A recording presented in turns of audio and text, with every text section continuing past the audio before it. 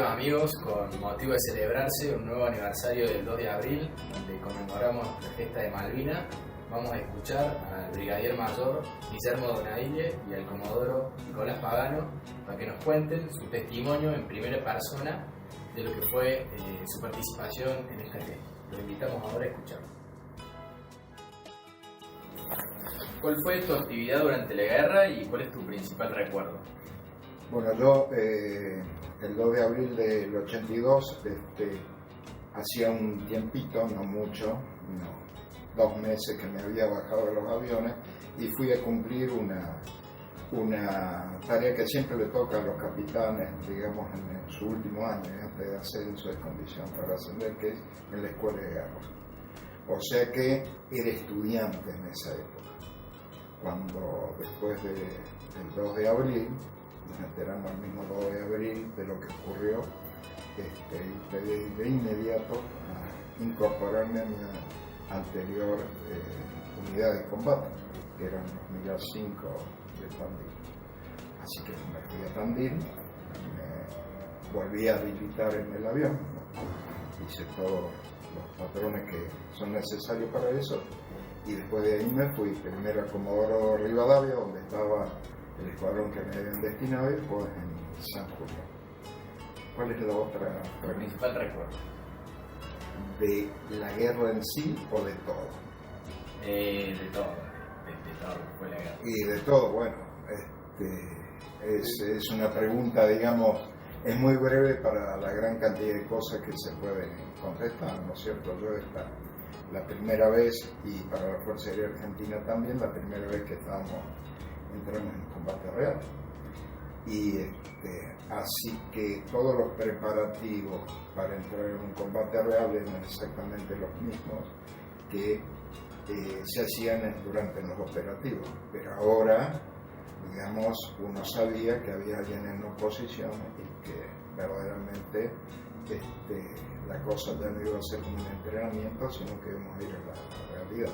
Los recuerdos son muchísimos, ¿no es cierto? Los recuerdos de la preparación, los recuerdos de la ansiedad cuando veíamos que la flota se iba acercando, estábamos seguros, o yo por lo menos, estaba seguro que los ingleses nos iban a cobrar y bastante por la recuperación de estas islas.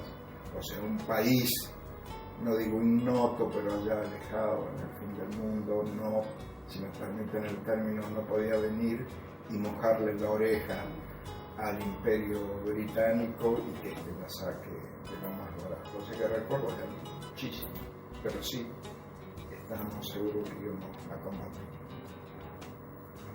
3 palabras para definir qué es la guerra. Bien. ¿Qué es la guerra? Hay diferentes tipos de guerra, ¿no es cierto? Pero yo voy a tratar de ubicarme en la guerra que verdaderamente es la que tiene más vigencia, ¿no es cierto? En una fuerza armada que defiende la soberanía de un país, en este caso la Fuerza Argentina, las Fuerzas Armadas Argentinas. O sea, para explicar eso, no sé, esta ya es una pregunta teórica, no es el conflicto en sí, pero para explicar eso yo siempre parto de 2 aspectos. La primera, ¿qué es ser pacífico o qué es ser pacífico? ¿Vale? Ser pacifista es la persona o la sociedad o el país que ante el riesgo de entrar en algo tan grave como la guerra acepta cualquier cosa y pierde su dignidad. Ahora, ser pacífico es no querer la guerra, pero aferrarse a la justicia de la situación, y no doblegarse en algo que es injusto para con su país o para con su sociedad, como en este caso. Esa es la diferencia entre pacífico y pacifista. Yo creo que todas las personas aman la paz. Ahora, la paz esa hay que sostenerla hasta un cierto punto. Y si no se puede sostener así la paz, hay que ir a la guerra. No con alegría, pero sí con dignidad. Esto que es lo que nos ocurre a nosotros. ¿Sentís que hubo un proceso de desmalvinización? ¿sí? Sí, y especialmente ese proceso de desmalvinización se inició inmediatamente después de terminada el conflicto de Malvinas. O sea, ya hubo como una política, ¿cierto?, de gobierno de ese momento para desmalvinizar a la sociedad. Ahora eso es un sentimiento agridulce. ¿Por qué? Porque si bien Malvinas es muy caro, digamos, en forma particular a todos aquellos que hemos tenido el orgullo de combatir en defensa de la patria, cualquiera que haya ido, no importa que fuerza armada o lo que fuese, pero esto es amargo. Pero ¿y dónde está la parte del agridulce? ¿Dónde está la parte de dulce? Que a pesar de todos los esfuerzos, hay mucha gente, verdaderamente hay mucha gente que de una forma u otra, a pesar de la propaganda en contra, hablo de gente en general del pueblo argentino, mide el tema Malvinas en forma correcta. Nosotros tenemos interesante, y es para hablar mucho más, tenemos la vanguardia de pensadores.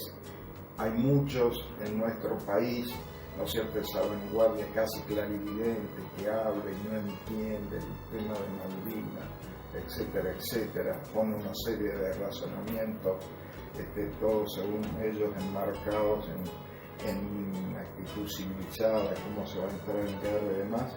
Por más que ellos no entiendan, es un problema de ellos. Me he dado cuenta de que hay mucha gente, ¿no es cierto?, del pueblo en general, que dimensiona mucho mejor que ellos, que estos visionarios, digamos, dimensiona el tema de Malvinas y llega a apoyar el tema de Malvinas, sin saber por qué, pero siente que es una parte de nuestro territorio nacional y que ha sido robada. Con eso es suficiente, más allá de todos los razonamientos filosóficos que puedan dar dando vueltas por ahí. Y esa es la parte dulce de lo agridulce que te mencioné antes. Bueno, habiendo participado en el conflicto, ¿qué mensaje quisieras dejarle a las generaciones que no participamos de esto? Bueno, yo creo que algo de eso lo dije en un momento antes. O sea, la guerra no es buena, especialmente para aquellos como yo, no sé, como la gran mayoría de las personas que he conocido, que valoran la familia, que valoran la paz, que valoran una vida normal y demás. Y hay que hacer lo posible para no entrar en guerra, siempre y cuando la justicia no quede de lado. Porque si no, como esclarecía antes, y hay que prepararse para entrar en guerra. No con alegría, vuelvo a decirlo, pero con dignidad, pero lamentablemente hay que ir. Aparte lo dice, es un tema constitucional. El artículo 21 de nuestra Constitución dice que todos los ciudadanos argentinos, ¿no es cierto?, están obligados a armarse para defender la patria.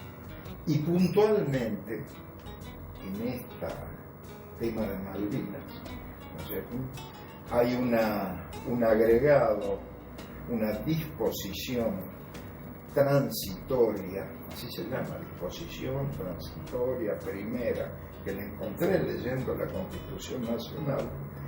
Hay una disposición en la cual específicamente se le dice a los argentinos, a todos los argentinos, gobierno incluido, y sería interesante, muchos de las personas que están en el gobierno lo lean a esto, pero todos los argentinos deben bregar por la recuperación de nuestras islas.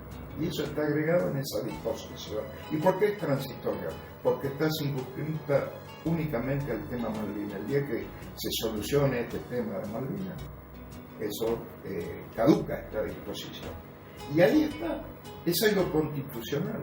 El tema de Malvinas, ¿no es cierto? El tema de Malvinas no es algo que inventó el gobierno del proceso. El tema de Malvinas viene de la profundidad de la historia, ya es bicentenario nuestro reclamo casi. Y eso es constitucional, como dije, en forma general en el artículo 21 y en forma particular en esta disposición transitoria. Pero estamos obligados por la Constitución a hacer lo posible para recuperar esta zona. Muchas gracias. Bueno. ¿Cuál fue tu actividad durante la guerra y algún recuerdo o anécdota que nos puedas contar de Yo me desempeñaba como navegador de los bombarderos Canberra de la Segunda Brigada Aérea, que es un avión que vuela mínimamente con 2 tripulantes, un piloto y un navegador, que opera el panel de armamento y algunos de los sistemas de comunicaciones, aparte de ocuparse de la navegación, es decir, por dónde va el avión para seguir la ruta hacia el blanco, estimar los tiempos, etc. Así que nuestro bautismo de fuego fue como el de toda la fuerza el 1 de mayo, en el que perdimos un avión con su piloto y su navegador. Después, durante un periodo, se interrumpió nuestra actividad hasta que el 26 de mayo nos impusieron la tarea de hacer bombardeo nocturno a las posiciones inglesas ya sobre las islas. Mi primera misión, el 29 de mayo, en la madrugada del 29 de mayo, fue atacar a baja altura, 100 metros, de noche, en medio de la niebla y con otro avión que venía formado al nuestro, el establecimiento San Carlos.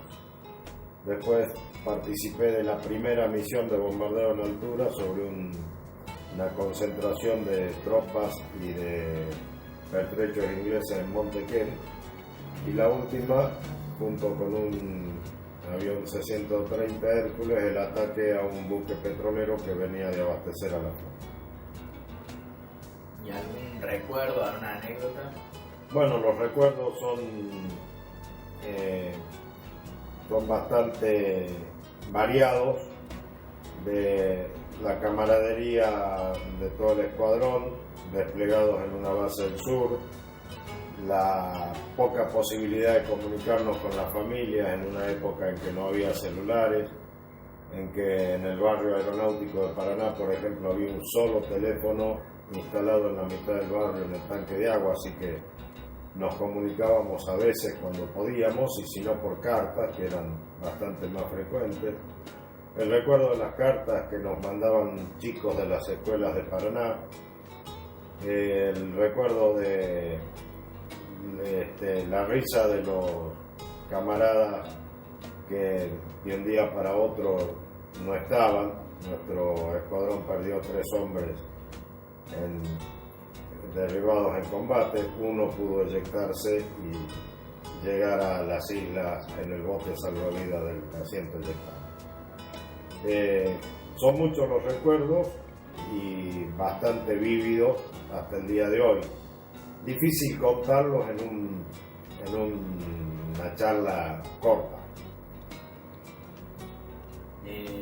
3 palabras que definen la guerra para alguien que no la vivió. Y la guerra es una situación límite a la que uno no quisiera llegar, pero en el caso de los militares nos preparábamos para eso, es nuestro oficio. Creo que fuimos bien preparados, tanto en lo profesional, pero sobre todo en lo espiritual. Creo que la formación de la Escuela de Aviación Militar nos dio un sentido profundo de las motivaciones para la defensa del país. La guerra no es una situación deseable, pero esa es una situación inevitable y hay que afrontarla como se afrontan muchas de las dificultades de la vida, y hay que afrontarla con fe, sabiendo que sin la voluntad de Dios la muerte no mata gente, aunque mucha gente queda en el combate, y a esa gente a la que no hay que olvidar, la que nos desafía a tener una vida preocupada y dedicada al servicio a la paz. ¿Sentí que hubo un proceso de desmalvinización? El proceso de desmalvinización lo hubo desde el mismo 2 de abril en muchos ámbitos de la Argentina y se incrementó después. La maquinita de desmalvinizar movida por los ingleses funcionó, y como siempre hay personeros locales de los ingleses que también la alimentaron. pero yo creo que no nos podemos permitir la desmalvinización, que no ha cuajado tanto en el pueblo argentino, pero que evidentemente ha tratado de licuar lo que nos dejó una gesta que fue la gesta de la unidad del pueblo argentino, que es una cosa que deberíamos recuperar, la unidad del pueblo argentino, la concertación nacional por un sentido de patria a la que todos debemos servir. A algunos nos tocó servirla en la guerra, a los que volvimos nos toca seguirla sirviendo en la paz, pero a todos como ciudadanos, para que podamos ser una patria de hermanos y no sigamos haciendo el juego a quienes sacan mucho rédito de la división de los argentinos. ¿Qué mensaje le darías a las generaciones más jóvenes después de haber pasado por él? Bueno, eso, que tenemos que sentirnos interpelados día a día por los 649 militares y civiles que murieron en la gesta en Malvinas. Que su muerte no haya sido el vicio, que si ellos fueron capaces de dar la vida, nosotros dediquemos nuestra vida, que continúa por gracia de Dios, a servir a nuestra patria y a servir a nuestros hermanos más necesitados, y que no nos olvidemos que hay muchas luchas y muchos frentes en los que se ataca a la nación, por ejemplo el narcotráfico, la cultura de la muerte, la negación de nuestras raíces culturales, que a todos los que sienten a la patria y sienten la nación nos tiene que motivar a no aflojar nuestras banderas. Bueno, muchas gracias.